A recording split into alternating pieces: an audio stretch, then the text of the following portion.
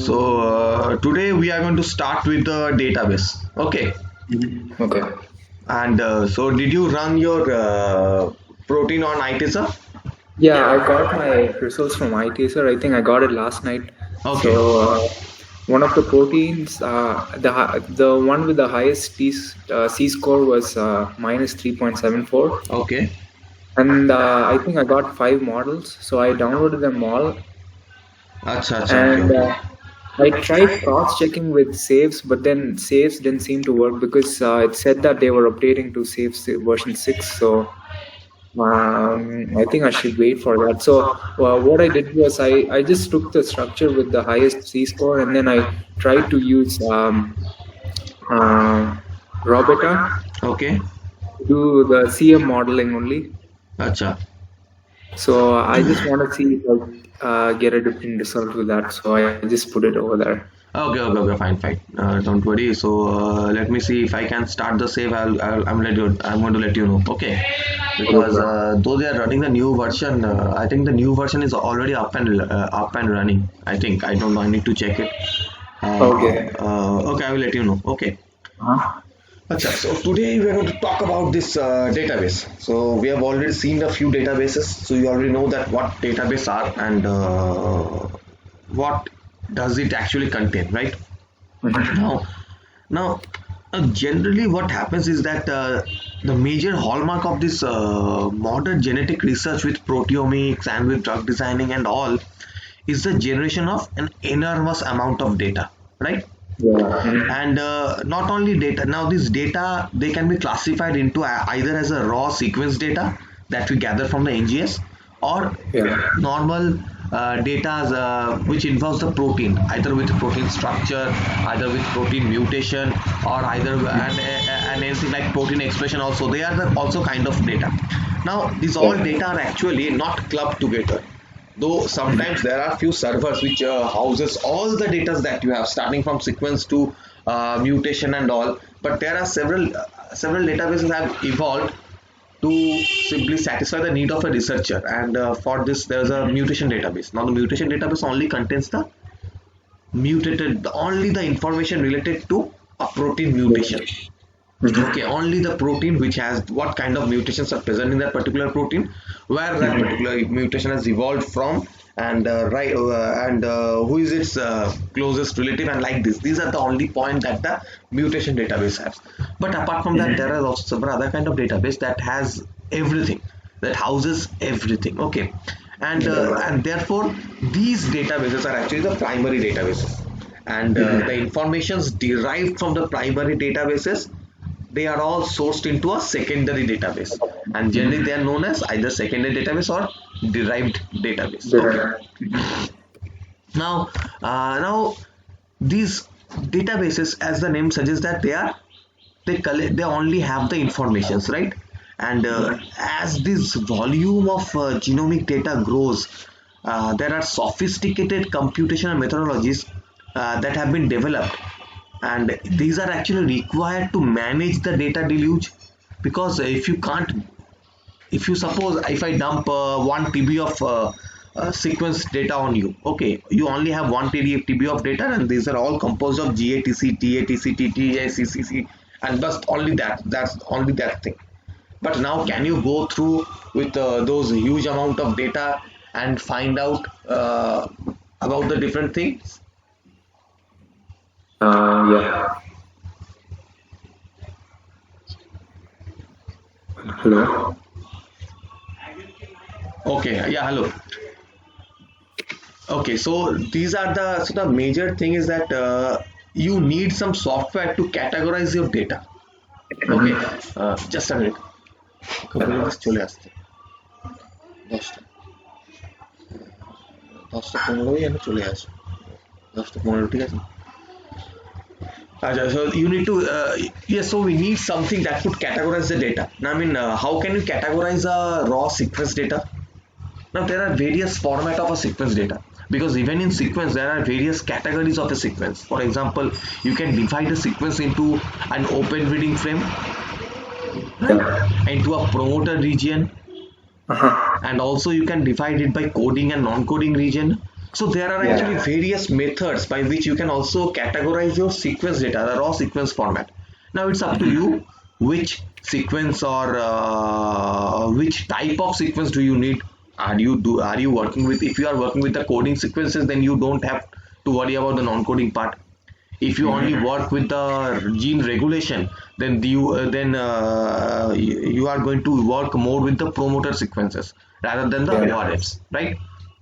But how to distinguish each segment? How to distinguish each segment? Because the sequence, it's only composed of GATC, right? And you don't know how to, everything is GATC. So how can you categorize a certain part as promoter and the other part as ORF and all? Because there are certain key sequences that are associated with each segment. For example, in the promoter segment, you contain the Tata box. You have Tata box, you have -10 region and -35 region. Now the sequence of -10 is a Tata box and -35 is a TTA GTG sequence. Okay. Now, if you know that the promoter contains this type of two sequence motifs, so if you are going to scan the whole gene and you're going to identify the number of these -35 box and the Tata, to identify the Tata box. Now, obviously, now there can be a certain sequence that can look like a Tata box, and that might even be present in the ORFs, right? But the main distance is that the two boxes are separated by a 25 or by almost 25 amino acids, because it is in -10, it is in -35, right? So they are separated by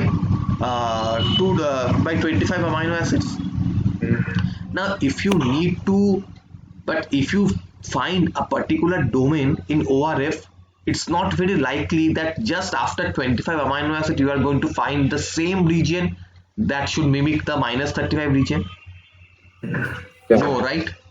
So that's how the sequences are categorized. Okay.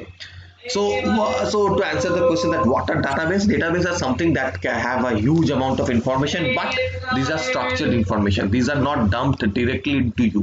These are all divided and subdivided into various types so that it becomes much easier for you to access and analyze the data and to make sense of data. You have to make a sense of the data, right?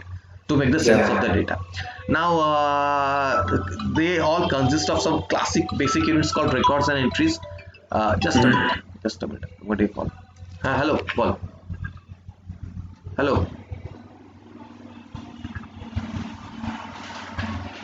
Hello, হ্যাঁ পাচ্ছি, বল। হ্যাঁ যাচ্ছি, আমি দেখি 10টা 15 10:30। হ্যাঁ হ্যাঁ তুই আসবি তো? তুই তাহলে 10:30 নাগাদ বা 10টা 15 নাগাদ এখানে চলে আসিস Bakultala.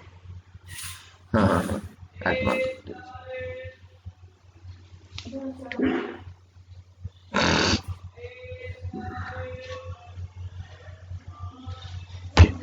Now yes, now this information, they are divided into several small basic units, and these are called records or entries. Now what are the records? Now sometimes suppose when you are working or when you are doing research, you are not working with the whole genome, right? You are only working with a part of genome, either with a gene. Now even at a gene, we don't work with the whole gene, either we work with the protein part or we work with the gene part. And even in the gene part, you work with the regulation of a particular gene. So you are more importantly, you are only working with a particular domain of a gene, right? And these, so when you work with a particular domain, there are various information that you gather from that particular domain, which are linked with that particular domain. How that particular gene is regulated, what are the sequence that regulates this, if that particular regulatory element, does it contain any non-canonical structure and not. These are the informations. Now these are the records that you gather from your experiment, and these are the records and entries that you feed to the databases after your research. So these are the basic units. Now suppose if thousands and lakhs of people are doing the same kind of research with various type of gene, then they all gather these records and all of these records then actually translate to a whole set of information that you can visualize, and that makes up the whole gene structure. Okay. Yeah. And as in the third point, you can see that each record consists of the predefined data related to the record, because you have already defined the data, you have already published your data. So now the one thing is that you cannot you can always update your database. You can update your database simply. You simply need to go to the particular database, you need to submit your entries, you need to submit the records. But while doing so, you need to provide some experimental evidence for your claim. Suppose you are claiming something, but you have to provide some evidence for your claim, like the link of a paper, and to mention if it's peer reviewed or not. And if you don't have any evidence, then you also have to mention that thing, that no, I don't have any evidence for this, because that particular thing is going to be utilized by Everyone. every person. Yes, every person in and around the globe.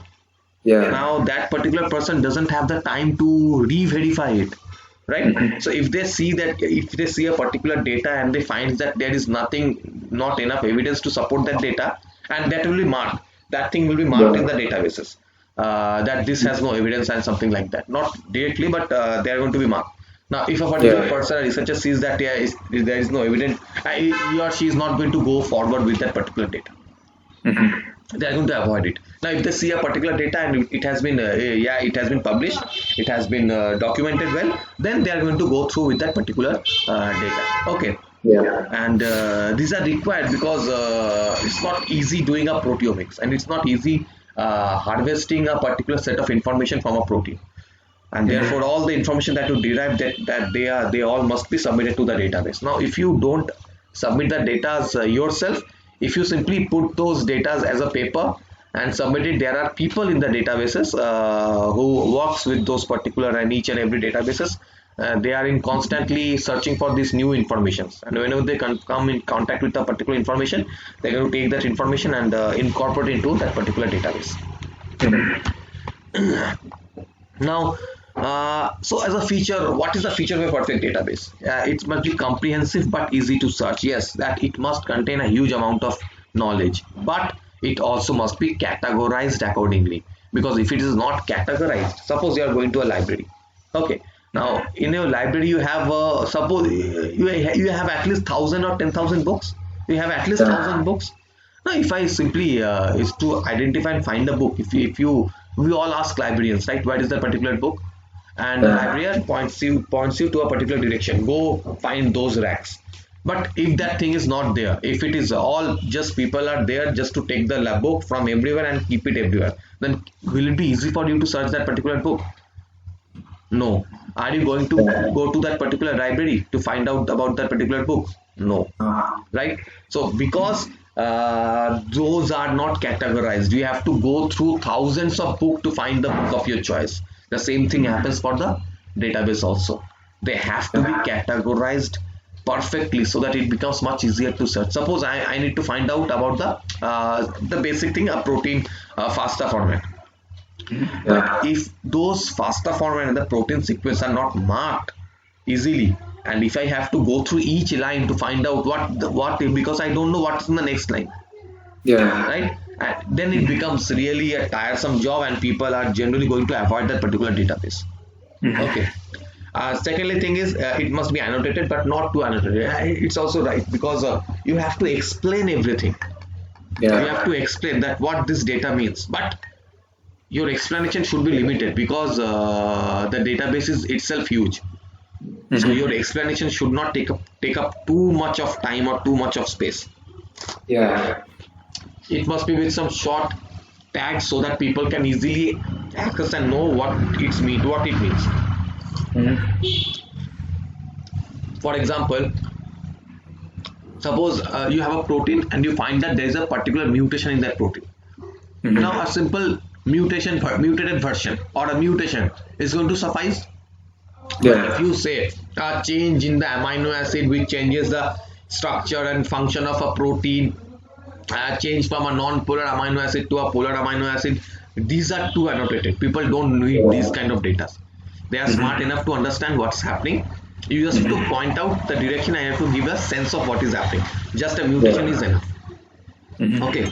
And secondly, it must be simple, easy to understand, and obviously, and then it must be cross-referenced. Now, the cross-referenced means there are actually many databases. The database that I have shown you is the NCBI and the UniProt, right? Uniprot, Now, any change, why they should be cross-referenced? Because sometimes people, if you are working with a protein, then it's obvious that you are going to use the UniProt database. Yeah. Now, suppose today you make a change in a UniProt database. You find out something about a protein, and you made some changes accordingly with that UniProt database. Now, if the databases are not cross-referenced, then that certain information will be lacked in the NCBI database. Yeah. And the people who are taking a look at the NCBI site, they are going to be devoid of that particular information, Yeah. and that's not going to work. That's why every database must be cross-referenced, so that any change in one of the database would It's make, applied to all databases. it will make the same consecutive changes in all the other kind of databases. Okay, and lastly, it must have an easy way to access the data.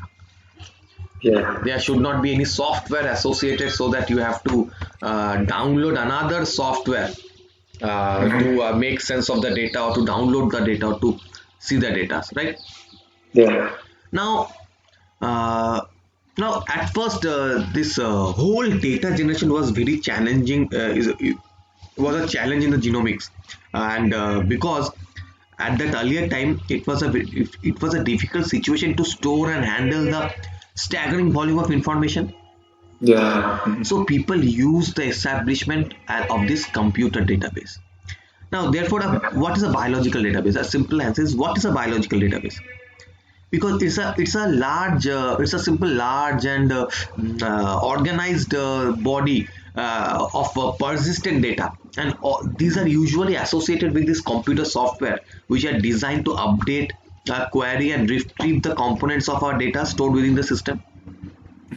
Now, a simple database might be a simple file which contains too many records. Now, each of these record might include they might include the same set of information. Okay, because the chief objective of the development of a database is to organize the data in a well-structured record to enable easy retrieval of information. Okay, now this as a result, there is several kind of, as I mentioned you, several kind of databases have been evolved, because there is a even with the gene there is a too many databases. For example, we have the NCBI database, we have the gene bank, we have the DDBJ. Now, the DDBJ means the DNA database of Japan. Okay.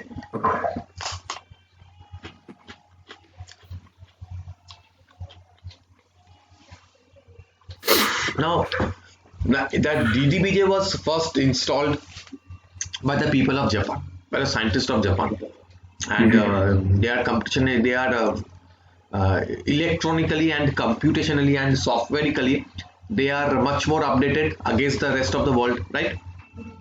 So at that time, before anything came up, they came up with a new idea called this database called DNA database of Japan.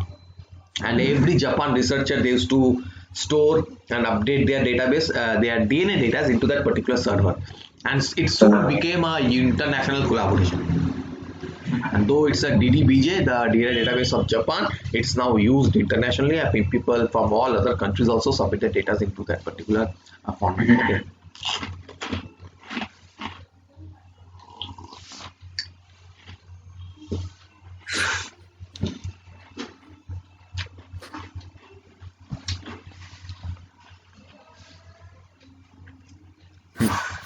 So, wait.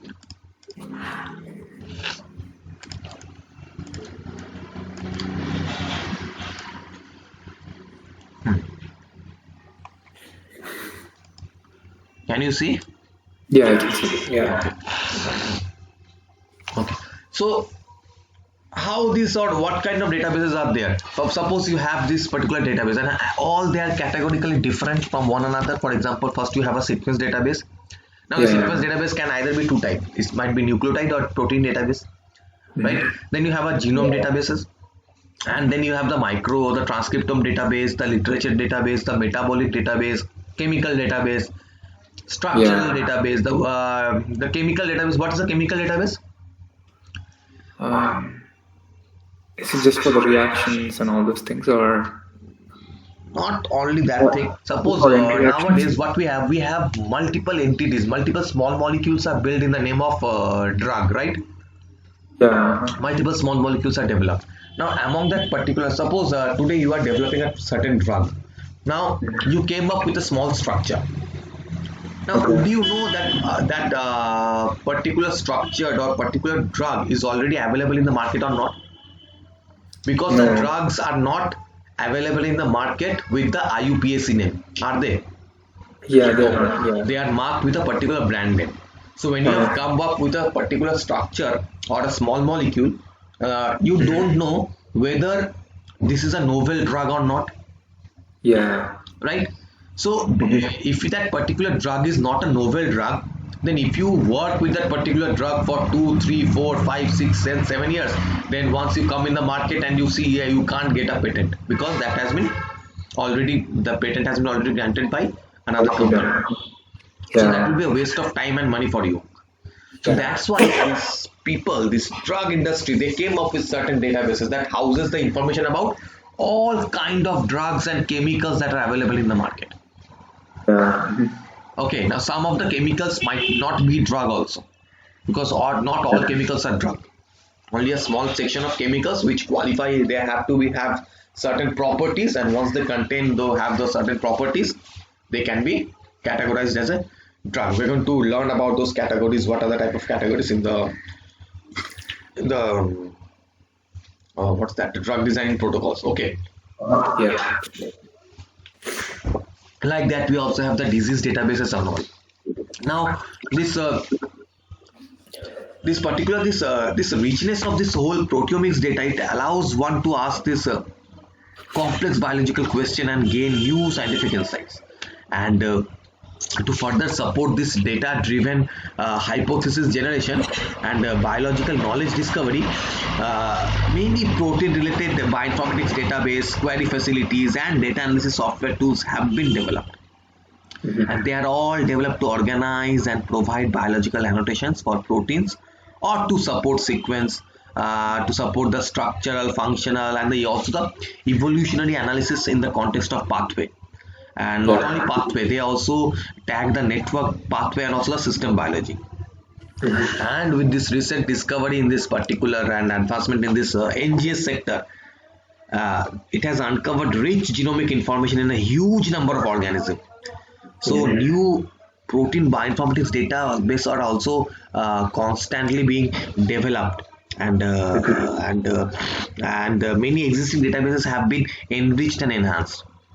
And Mhm. so obviously as more and more genomes are sequenced, the protein sequences archived in these databases have increased dramatically. And it Mhm. will be a this is actually a age of big data. And actually people take a, and if you go to a company, you are going to find a position called the data analyst, Yeah. because there are, just forget about this protein gene. Even with the companies, you have a huge amount of data, because they are all, if you are suppose today you have logged into the Facebook with your Gmail, okay, or with Mhm. your Yahoo. Now how many people uses mail? 90 lakhs people uses mail, right? Not even Yeah. 90 lakhs, I mean more than that. Crores and crores people, Yeah. they use the mail. And they use that, they take a look at the Facebook, and whenever you scroll through the Facebook, you obviously stop at a particular thing what interests you, right? For Mhm. example, Yeah. I'm simply I'm fond about books. So in Facebook, the half times I'm associated with some bookworms group, and I scroll through the new books that have been discussed or that are coming out, the talk interviews with writers and all. So Mhm. I stop at those posts for obviously for more than a minute and so. So now Yeah. all the ads that I get from Facebook, they are all related to the books. They are all Mhm. maximum, they are related to the books, Yeah. because they are also tracking where you are stopping, what type of news Yeah. feed are you watching. So these are also Mhm. data, and people are there to analyze this data. In fact, I have a friend who works with Flipkart, and he actually is a data analyst, and his Yeah. work is to really analyze what products people are looking for regularly, Okay. and for Uh-huh. what products people are spending what amount of time. Mhm. And by seeing and take it by seeing the amount of time a people spends to look at a particular item, they Mhm. use they make some ads, and they creates a personalized advertisement for that particular person. It's his Mhm. job. So this big data day is actually there. Okay. So as I told Yeah. you, there are two databases, the primary and the secondary database. Okay. So what is the utility of this primary database? It's where the information is put first. So the derivative database acquires the data from the primary databases. Yes. So these primary databases are also known as archival database. Okay. And these Yeah. databases are actually populated with experimentally derived data. For example, this nucleotide sequence, the protein sequence, or the macromolecular structures. Now, these experimental results are submitted directly into these databases by researchers. Okay.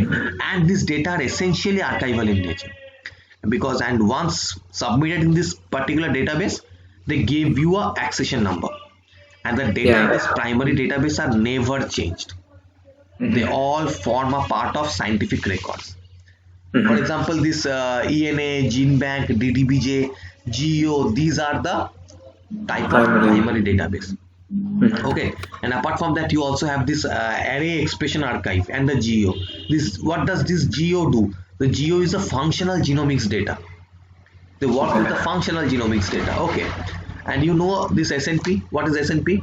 Single nucleotide Single. polymorphisms. Okay, yeah. So it also houses all the information about the polymorphisms that are present in your body, but not all kind of, only the single nucleotide polymorphisms. Yeah. Now the second, now next comes the derivative database. These are also known as secondary database. Okay, and the secondary databases, they all comprise of the data that are derived from the results of some, Primary yes, by databases. analyzing the results from the primary data. And Mhm. the secondary database often draw upon the information from numerous sources. It's not that they are only going to take a look at a particular database. They are going to take a look at multiple database, and Yeah. these database, they include both the primary and the secondary database, Mhm. because Yeah. secondary database are also formed by taking a look at the other type of secondary database. Okay, and they have Mhm. some controlled vocabularies, because Yeah. since they are secondary, they don't have everything. Therefore, they have some limited number of searches can only bring them up. Okay, Yeah. Mhm. and these are highly curated, and they often Mhm. uses a complex combination of these computational algorithms and manual analysis, and also they Yeah. interpret. They have some way to of interpretation just to derive this new knowledge from this public record of science. And Yeah. for example, this Ensemble, Uniprot, Interpro, these are all the secondary databases. Now this Interpro Yeah. database have information, provides you information about your protein families, motifs, domains, right? And the Ensemble is Yeah. there to give you an idea about the variation, function, regulation, and these are all fed and layered into a whole genome sequences. Okay. Mhm. Now, there are many data sources that have both the primary and secondary characteristics. For example, the UniProt. The UniProt, they accept the primary sequence derived from a peptide sequencing experiments. Mhm. But the UniProt, they also infer the peptide sequence from the genomic information. Now, the peptide sequence inferred from the genomic information, and that is derived from the experimental, they might sometime match or they might not match. Yeah. Can Mhm. you say why? Because the experimental data might be different. Maybe there are more errors in the experimental data, or maybe there are more errors with the wet lab experiments. Yes, right. You are obviously right. But apart from that, another information is bad because how do we get the protein information from the translation of a mRNA? Yeah. And in case of higher animals, in case of us, we all undergo splicing, right? Yeah. So that's why if you simply translate a particular mRNA into protein, you are going to see that that particular type of protein does not exist because Yeah. it has undergone some splicing. So a certain Splicing. might be uh, certain pipe might be cut off. It might not be present in that particular protein. Okay, and you might see some other kind of parts or other sequence that is present there. And this is due to this is the fact that why the experimental data and the peptide sequence from this gene might not match. Okay. Okay, Got it. and these all data they are also now there are also some kind of specialized databases, and they cater to a particular research interest. For example, the Flybase or the HIV sequence database. Okay, they they only cater to the people who work with the fly. The fly means CA. What's the Okay. huh? What's the scientific name of that fly people uses to experiment? Drosophila. Fly. Oh, Drosophila. Okay. Drosophila. Okay, people only that contains only the information about Drosophila, nothing else. So we are going to find the information of protein, gene, everything about only Drosophila. Similarly, for the HIV database, they only houses the information for the particular HIV. Okay, nothing else. Nothing else. So if you are working with HIV, nothing, no, any other kind of databases are not going to make any sense to you. You are not going to use them. You are only going to use the HIV database. But obviously, to check the evolutionary aspect of the HIV sequence, you need to take a look into the other database. But that's a different issue. Okay, so these are the primary database. Now, what does DDBJ Gene Bank or they do? So as the name suggests, the DDBJ Gene Bank they all have gene sequences. they all have gene sequences. They all have gene sequences, and they all contain the same information. But there is some differences about the format and syntax. Now, format and syntax means that the way how you upload your sequence is different. For example, suppose generally we use the sequence in a FASTA format, right? Yeah. But the type of data when you feed this DNA, when you feed your results into the DDBJ, that file format might not be FASTA. It might be ASN type. It might be ASN type also. Okay. So these are the different kind of formatting that one has to do.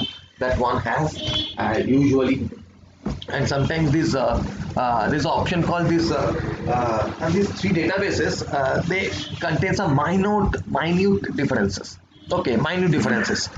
So these are not to be but still there are three kind of database people usually checks into, and they all serve as archives containing all sequences because they contain the huge sequence, and these are really needed for the patent filing and also for the scientists. And why for the patent filing? Because now suppose today you have discovered a particular new sequence element. Okay, now that particular sequence element can be used as a marker. Yeah. It can be used as a marker for a certain disease. Now if that particular gene sequence can be used as a marker for that certain disease, you can patent that particular marker because it's you who have discovered that.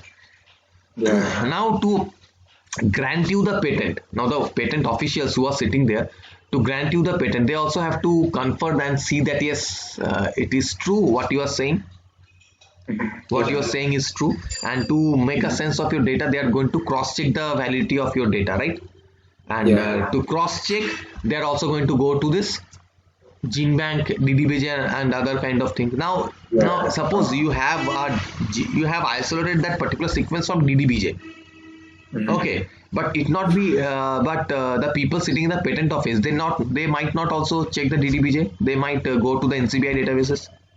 Yeah. Right. So it's up to you to check and submit the same data, and to see that that particular data has been cross referenced into the other databases as well. Yeah. Okay, and these are all made free. These are non-confidential because if you simply Suppose you are doing a proteomics about a particular organism, and you kept all your data to yourself only. Now, is it going to help the other scientists who are working with the same protein in the other part of the world? Oh. No, right? They are not going to help. But now these are actually, there are two kind of people who thinks. Now there are one kind of people who thinks that since these data are mine, if I simply show those data up, if I give up those data, then people are going to make some papers using my data. Yeah. So that's one of the problem, one kind of people. And there's a second kind of people who thinks that let them be, because the work is for science, and if science progresses, what can be. Now the people under the second category are very fewer, very Yeah. fewer.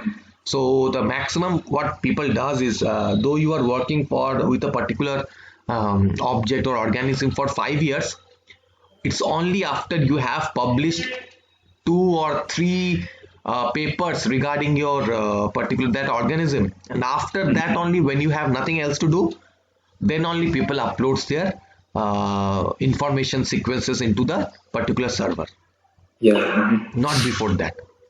Mhm. So obviously there are two kind of people, but I think that for the sake of research and for the sake of students, because it's the students who are working, right, you should upload your data, because it's very rare that two same hypotheses are going to strike two exact people at the same time.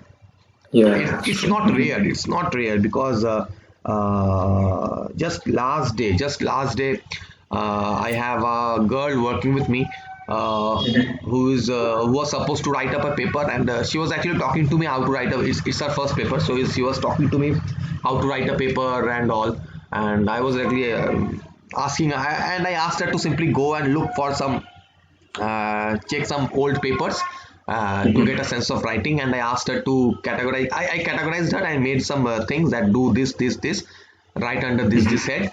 And now while writing under that head to see how people are writing, she checked a particular, she went to check a particular paper, and she found out that her results and the exact thing that she's doing has been published Okay. just that day only, Okay. and she's writing the paper. So it's a huge setback. Now, if you someone, it's an exact thing that she was working, exactly the same thing she's working. Uh, So now her work is gone. She can't Yeah. publish the work because it's already published, right? Now yeah. all she had to do is, now we have to think of some other way to interpret the data. Yeah. We have to make, we have to do some other, perform other experiments, and also to simply give the data another sense of, give it other direction, right? So these kind of things also happen. You have no hand over this. So I mean, yeah, it's really frustrating when you work for 2 to 3 years with a particular project, and you see it getting published. So it's really sad. Yeah. Okay. Okay. So this cross-referencing, how it is done. So this NCBI, this GenBank, DDBJ, they all are the primary database. You can't Yeah. submit your data directly to DDBJ or GenBank. What I will do, we need to submit this through a submission server, and generally the NCBI is a submission server. Okay. Because once you submit your data, because these data are highly sensitive, right? So if you Yeah. if you simply upload a very falsified record, It's then not it is going gonna, to, not gonna accept. yeah, it is going to affect the every researcher in and around the world.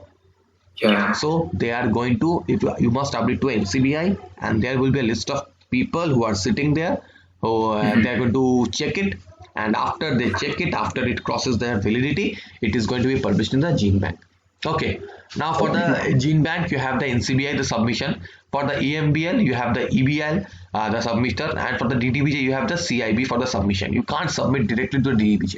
Now all these databases are also linked to one another. So if you simply submit, if you simply submit it to the NCBI, it will be uploaded in the GenBank, and once it gets uploaded in the GenBank is going to share its information with both DDBJ and EMBL. Yeah. The same thing happens for DDBJ and EMBL also. You don't have to submit it at all, each and every databases. Just submitting at one database will do. Okay, and that's why the submission system is completely different from the main database, because the submitter, they are going to cross check that thing. They are going to check whether the file formatting is correct, if what you are telling is correct, if it is annotated or not, and if it is not annotated, they are going to find a way to annotate it, and then they are going to upload it to a particular GenBank. Okay. Yeah. So these kind of collaborations exist in the internationally to make this whole proteomics data available to everyone. Now there are various kind of databases. For example, there is sequence database, there is expression database, there is genome maps, 3D structure. You already know the 3D structure database. What is the 3D structure database? Sorry, what's it done? What is the name of a 3D structure database? PDB is a 3D structure Yes, database, right. right? The PDBs are the 3D structure database. Apart from that, we also have other kind of database like the protein domains, which have every information about protein domains, the homologous gene, and also the pathways. So let's take a look at a particular. Okay, first let's discuss. Then we get to discuss. Okay, okay. So let's take a look at a particular pathway database.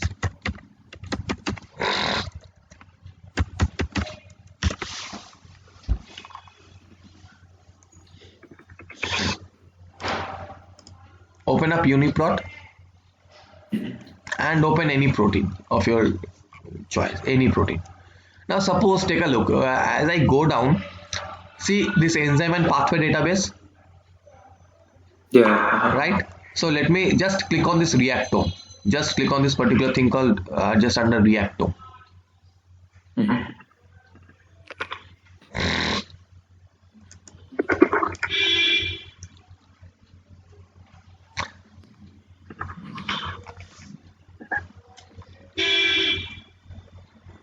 Okay, so this reactome is a database that gives you an idea about the various kind of pathways that are present for your particular protein. Okay, the pathways in which your particular protein is connected to. Okay, the pathway through which it simply it takes part in. Now there are various kind of pathway in your Yeah. body, right? There are various kind of pathway. If you simply think this metabolism of RNA is mRNA capping pathway, processing of capped intron, and then there is RNA processing and muscle contraction, neuronal system. In fact, some of the pathways are not going to make sense even to me because I know nothing about the neuronal system. I see seriously because I have no expertise in that particular domain. And so see your protein, for example this particular protein that I've clicked on, this NCL, the nucleolin, this has something, these are all connected with this particular, this NCL protein, these are all connected to this particular pathway. And if you simply come down first, let's take a look at this pathway. So what is happening, it's all affecting this 47S pre-RNA is nucleolytically processed at A1 site, at A0 and site 02 to yield the 45S pre-RNA. And who are helping in this particular thing? NCL, the NOL1, XRNA2, UTPA complex, UTPC complex. These are all the different kind of proteins that are helping this particular thing to achieve this particular process. And even when they undergo that particular process, it what is the downstream signaling? What's the role of this? What happens after that? They are all helped by this, and further, what is the role? The end result is that you are going to have 60S ribosomal complex or 40S ribosomal complex. And what's the role of this complex, 40S and 60S? They they align the nucleotides together. So No, the 40S ribosome and 60S ribosome. 40S and 60S. When they form a complex, what is that known as? 60S and 40S? It's the small subunit and the large subunit. So Yes, they they form a ribosome, right? So they make the ribosome, but yes, but what yeah. ribosome? The ATS? Yes, right, the ATS ribosome. Okay, and they help in the protein synthesis. Okay, so they help in the protein synthesis. So whatever pathway you have seen here, all these things, they are actually working for the protein synthesis. So just to get a particular protein, just to get this particular 40S and 60S synthesized, you see what huge amount of proteins are there, they have to act, right? And they all work by, they are actually working in the, see these are the thing, they are working in the nucleoplasm. Okay, they are all working in the nucleoplasm, inside the nucleus, and once outside the nucleus they form this 40S ribosome complex and the 60S ribosome complex. which helps in the protein synthesis. So this pathway is for the protein synthesis, but they are not directly tagged with the protein synthesis, but they are helping in this particular pathway. Okay. Now, if you simply simply just click this particular protein. If you simply click this particular protein, is going to see this particular protein is involved in what pathway. See, these pathways are highlighted, so that means these are the pathway this particular protein is actually involved in. Okay. And if you simply come down, there is an option called description. Let me unselect everything. The option called description. In the description,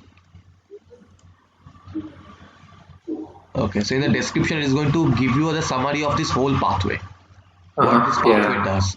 So first it will start with the 47S precursor rRNA, then what it does, what everything they are going to discuss. Okay. And they are also going to give you the papers from which they have inferred the data. For example, see, inferred from Eastin, McCullen et al. 2015. You can also take a look at the paper if you want to. Now if you simply see what are the references, these are the references, or the duration of the first step of the human rRNA processing.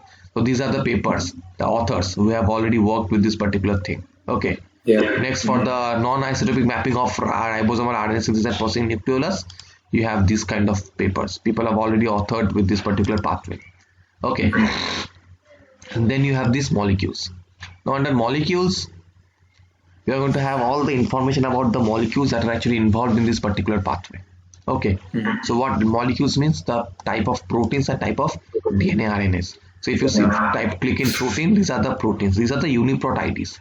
For example, how to know the UniProt ID? Simply click on this NOB1. Okay, as I've clicked on this NOB1, see, this NOB1 means these are the ID of this Q9ULX3. These are the UniProt ID. Now each protein has a distinguished and unique UniProt ID. Okay. Now if you simply, and that's what you are going to find here. See, Q9ULX3.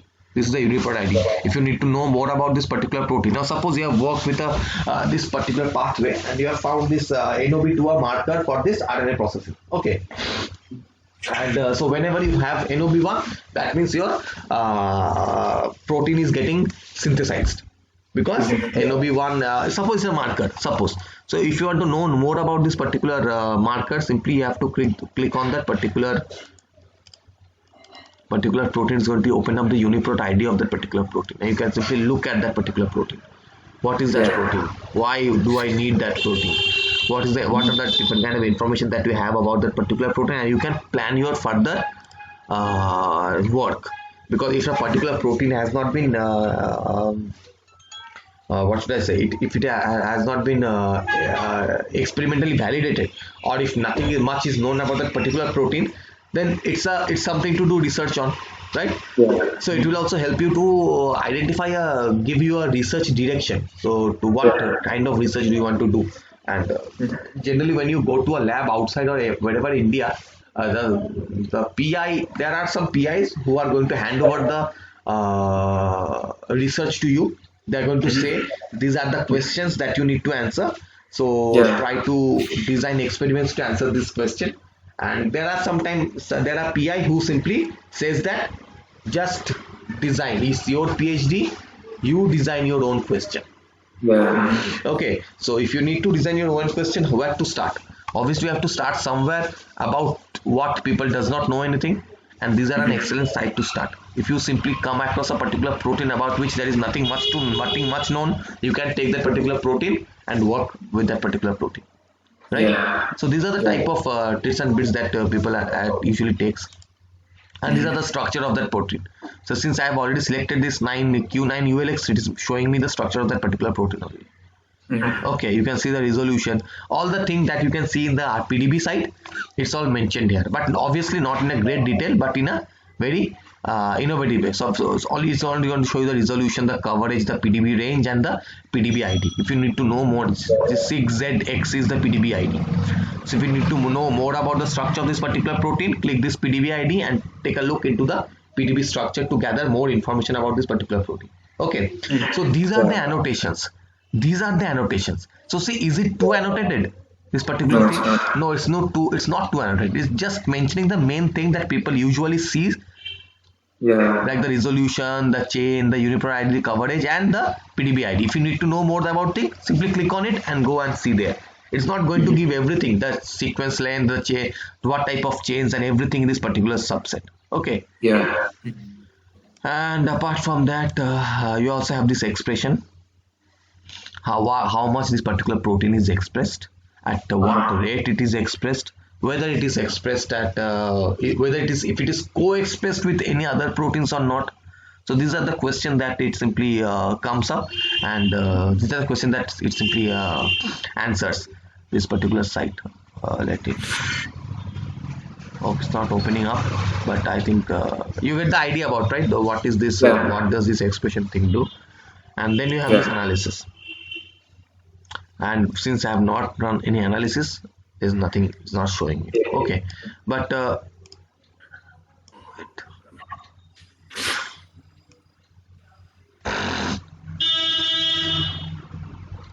okay, for example, now you can also do many things here. For example, you can just need to search it up. For example, let me search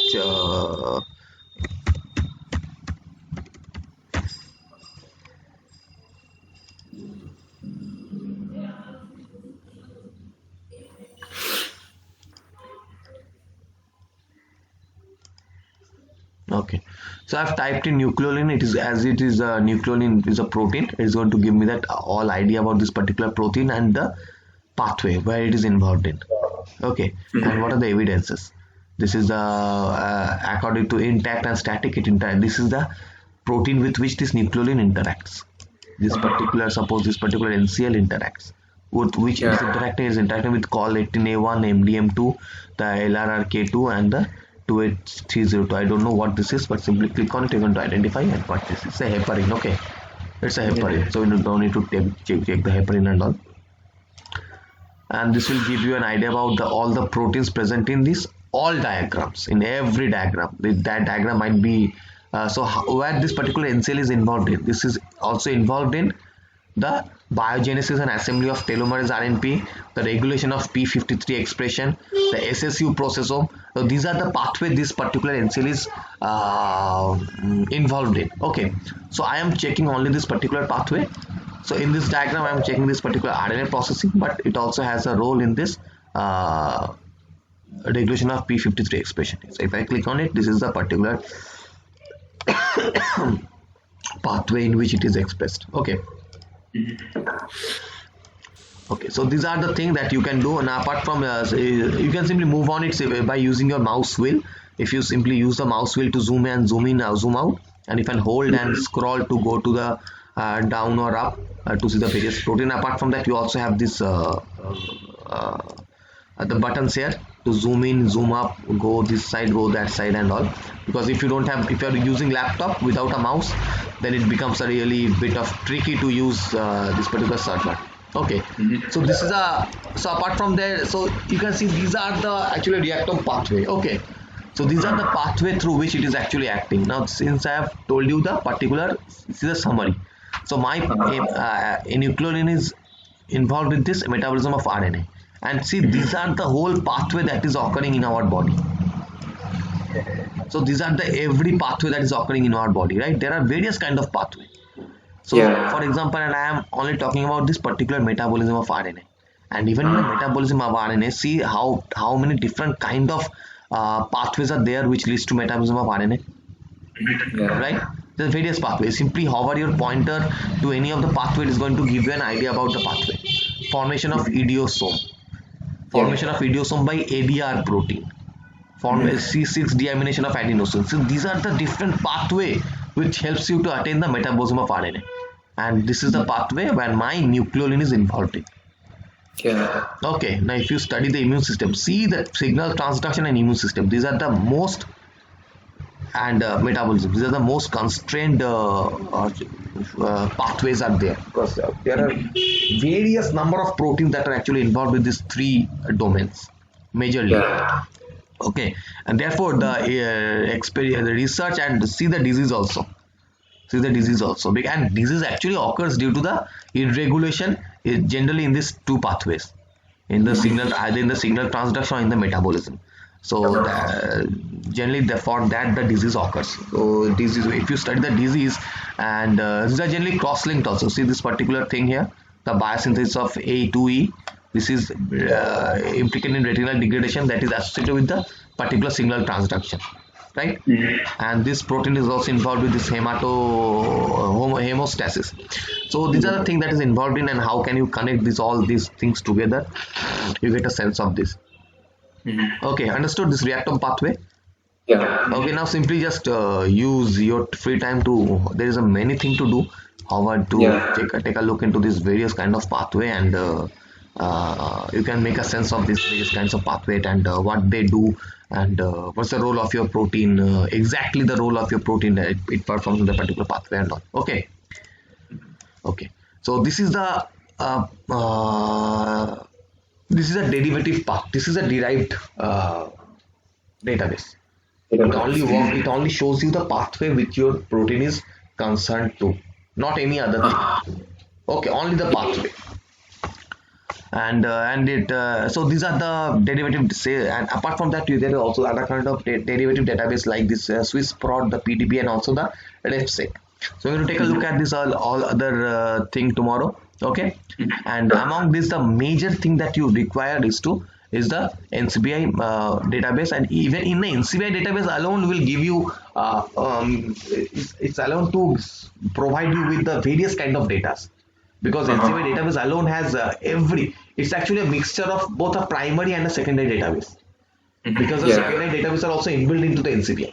So sometimes it becomes really difficult to find a particular option in NCBI, because as it has everything you need. So it's also a problem for some, it's also a boon for some, because as it has everything you need, you don't need to move into the other databases first of all. But the second thing is, as it has everything, it becomes really difficult for you to find out the particular topic. Right, so that's the thing about NCBI. So we're going to take a look at this NCBI database and learn the rest of the stuff about this database tomorrow. Okay. Sure. Oh, sure. Okay, fine. And I'm going to let you know about that particular thing, whether the saves is running or not. Okay. And if it's running, I'm going to send you the link, the link with which the saves is running. Sure. Okay. Chalo. Okay. Bye.